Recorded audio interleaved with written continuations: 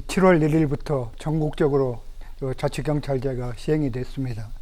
자치경찰제가 시행돼도 지금 현재 경찰청, 그다음에 파출소, 경찰서, 파출소, 지구대 이런 기존 조직은 그대로 국가경찰 조직으로서 유지가 됩니다. 네. 다만 그동안 국가경찰이 전담해 오던 치안행정 중에서 시민생활과 밀접한 생활안전, 여성, 청소년, 교통 분야에 대해서 자치경찰 사무를 따로 분리해서 그다음에 경찰 조직을 정비했고, 이 경찰법에서는 자치경찰 사무를 지방사무로 규정했습니다. 네. 시도에 자치경찰위원회를 신설하였고, 이런 생활안전, 여성, 청소년, 교통 같은 자치경찰 사무에 대해서 위원회가 시도 경찰청장을 지휘 감독해서 업무를 수행하게 됩니다. 네. 다시 말해서 경찰 조직의 인력과 그다음에 업무는 변화 없이 그대로 유지가 되고, 네. 시도에는 자치경찰 사무를 지휘 감독할 자치경찰위원회와 사무국을 새로 설치한 상태입니다. 네. 그러니까 기존에 경찰이 해오던 수사 업무 같은 경우에는 국가경찰이 맡게 되고, 우리 시민들의 생활과 밀접한 교통이라던가 생활안전, 또 여성, 청소년, 가정폭력, 학교폭력 같은 것들이 있죠. 이런 경우에는 자치경찰이 맡게 되고요. 이 자치경찰 말 그대로 시도지사, 이 시도 자치적으로 이제 운영하는 위원회의 지휘를 받게 됩니다. 이것이 자치경찰인데, 그런데 아마 이런 말씀하시는 분들도 계실 것 같습니다. 국가경찰과 자치경찰 간의 업무를 무 자르듯이 딱 나눌 수 있는 게 어려울 것 같은데, 업무 간 혼선, 부작용 생기는 게 아니냐, 이런 우려 말씀들 하실 것 같아요. 어떻게 봐야 됩니까, 위원장님? 이 자치경찰 사무만을 전담할 자치경찰 조직이 독립적으로 만들어진다면은 지금 말씀하신 국가경찰과 자치경찰 간의 업무 혼선으로 인한 부작용이나 치안 공백이 생길 우려도 있을 수 있겠습니다만, 현행 자치경찰 제도는 자치경찰 사무와 담당 부서만 경찰청 내에서 구분이 됐고, 현재 자치경찰 조직이 별도로 설치되는 건 아닙니다. 네. 기존 조직을 그대로 활용해서 업무가 수행되기 때문에 현행 경찰 조직 체계가 국가경찰 사무와 자치경찰 사무를 그대로 수행하기 때문에 업무 혼선으로 인한 부작용은 거의 없을 것으로 생각이 됩니다. 이 자치경찰제가 시행이 되면은 지금까지 시, 교육청, 경찰청이 각각 추진해오던 자치경찰 관련 사무를 위원회를 중심으로 해서 상호 연계해서 협력 체계를 강화함으로써 시민이 필요로 하고 현장 여건에 맞는 지역 맞춤형 치안 서비스가 확대돼 나갈 것으로 생각이 됩니다. 아, 그렇군요.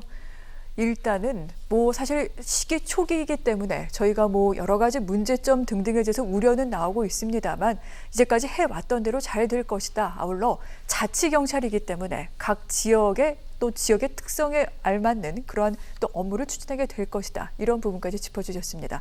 그러면 이번에 이제 인천 이야기에 좀 집중하도록 하겠습니다.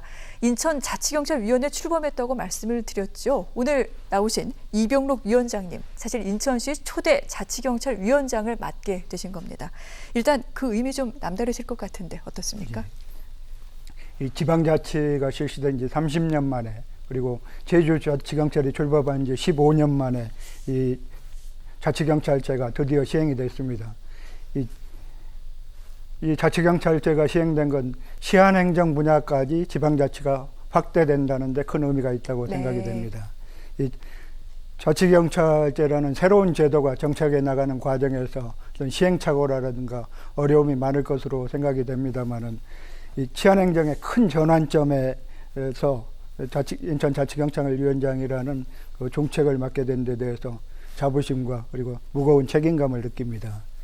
앞으로 시민이 원하는 방향에 맞춰서 현장에 맞는 시민 친화형 치안행정을 실현해 나가겠습니다. 알겠습니다. 자, 지방분권, 자치행정, 아시겠지만 행정 그리고 교육 분야는 이미 자치가 이루어지고 있었습니다. 이제 7월 1일부터 경찰, 이 분야에 대해서도 자치가 이제 시작이 되는 건데, 그렇다면 인천 주민들께서는 이제 시작된 지 오늘로 7월 8일이니까 8회 정도가 됐는데, 어느 정도 달라진 건지, 이 부분이 어떻게 좀 체감할 수 있는 건지, 이런 부분이 아마 궁금하실 것 같습니다. 인천자치경찰위원회는 주로 어떤 역할을 그럼 전담해서 맡게 되는 겁니까, 위원장님? 예, 기존 국가경찰 조직은 그대로 유지가 됩니다. 그동안 국가경찰이 전담해오던 치안행정에서 공공안전 수사와 같은 것은 그런 국가경찰 사무와 시민안전, 교통과 같은 자치경찰 사무로 구분해서 경찰 조직이 정비가 됐습니다. 인천경찰청의 자치경찰 사무 담당 부서에 대한 지휘 감독과 관련해서 인천경찰청장 발령 시에 위원회와 사전 협의를 하고, 또한 자치경찰 사무 담당 경정 이하 경찰 공무원의 인사권에 대해서 일부 위원회와 협의를 하게 됩니다. 생활안전, 여성, 청소년, 교통 분야 등 시급한 현안 사항들에 대해서 위원회가 중심이 돼서 업무 절차를 간소화하고 공정하고 중립적인 운영을 통해서 자치경찰 제도가 신속하게 정착될 수 있도록 하겠습니다. 알겠습니다. 자, 그러면 이제 인천 지역에서 지역 맞춤형 치안 서비스가 가능해진 만큼 이 분야는 또 어떻게 구상이 되어가고 또 어떤 변화를 기할 수 있을지 아마 궁금하실 겁니다. 지역 내 치안 서비스 분야는 어떻게 지금 계획을 잡고 계신지요? 예. 자치경찰은 지역 내 생활안전, 여성, 청소년, 가정폭력, 학교폭력, 성폭력 예방, 이런 주민생활과 밀접한 치안 업무를 담당하게 됩니다. 그동안 기존 치안행정은 이 전국 공통으로 적용돼야 되기 때문에 네. 이 통일성과 그다음에 효율성이 강조가 됐습니다. 오늘 신문을 보면은 학교 어린이 보호구역, 네. 스쿨존 내에 노상 주차장에 대해서 다음 주부터 전면 폐지한다는 그런 기사가 나왔습니다. 그래서 이 주차장법이 개정됨으로써 예외 없이 전국적으로 네. 일률적으로 적용되는 것이 지금까지의 치안행정이라면 자치경찰 분야에 있어서는 노상 주차장이 설치되어 있다는 것은 주변에 시민이라든가 상인들의 주차 수요가 있기 때문에 설치가 됐고, 네. 그런 부분들에 대해서 스쿨존에서의 어린이 교통안전과 시민들의 주차장 수요, 그런 측면을 감안해 가지고 현장의 여건에 맞게, 그리고 등하교 시간을 피해서 어떤 변화를 가한다든가 그런 네. 부분들, 자치경찰이 시행됨으로써 현장 여건에 맞는, 주민 수요에 맞는 그런 지역 맞춤형 치안 서비스가 가능하리라고 봅니다. 그렇군요. 자, 위원회는 네. 지방행정과 치안행정의 협업을 강화하는 동시에 여러 분야의 전문가 그리고 네. 시민단체들과 함께 자치경찰 자문단을 구성해서 항상 시민과 소통하고 시민이 원하는 지역사회 안전망을 구축해 나가겠습니다. 알겠습니다. 전국적으로 천편일률적으로 적용되던 그 같은 안을 이제 인천 지역만을 또 어떤 지역의 특성이라든가 이런 부분을 감안해서 적용하고 또한 운영할 수 있다. 이런 부분에 대해 설명을 해주신 것 같습니다. 자, 인천에서는 자치경찰위원회가 출범한 게 지난 5월입니다. 사실 수도권에선 제일 빨랐고요. 전국에서도 7번째이기도 한데 상당히 준비가 많았다고 들었습니다. 이제까지 어떤 성과가 있었습니까, 위원장님? 예, 지난 5월에 자치경찰위원회가 출범을 해서 내부적으로는 위원회 운영수칙이라든가 인사관리 규정, 실무협의회 규정과 같은 각종 제도와 규정을 정비하였고, 또한 자치경찰 사무 관련 기관인 시, 경찰청, 교육청과 함께 지방행정과 치안행정의 협업체계를 강화했습니다. 4개 기관 실무협의회를 구성해서 이 자치경찰 1호 사업인 어린이 안전 강화 이 추진을 위한 세부 사업으로 실무자들의 다양한 논의를 통해 가지고 인천자치경찰 10대 실천 과제를 확정했습니다. 네. 자, 10대 실천 과제 가운데 하나, 사실은 이번에 인천자치경찰위원회가 지금 내걸고 있는 것이 어린이들의 교통안전, 어린이들의 안전 강화이기도 합니다.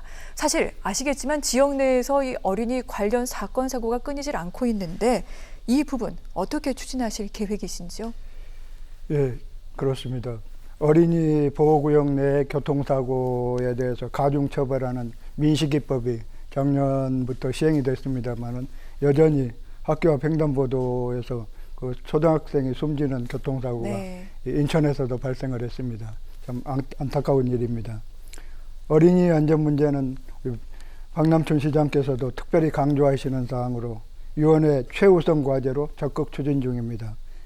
그동안 어린이 교통안전을 위해서 관계기관 합동으로 초등학교 현장 전수조사를 실시해서 교통 표지판, 신호체계 이런 것을 전반적으로 정비해 나가고 있습니다. 네. 이 외에도 시교육청, 경찰청 등 4개 기관의 실무 TF팀을 구성해 가지고 사고 원인이 되는 스쿨존 내 불법 주정차 집중 단속, 그리고 등하교 시간대에 화물차 통행 제한, 그리고 어린이들로 하여금 직접 집에서 학교까지의 교통안전지도를 작성해 보게 함으로써 스스로 안전의식을 높일 수 있는 그런 10개 실천 과제를 선정했고, 거기에 대해서 구체적으로 앞으로 실천해 나갈 계획입니다. 네.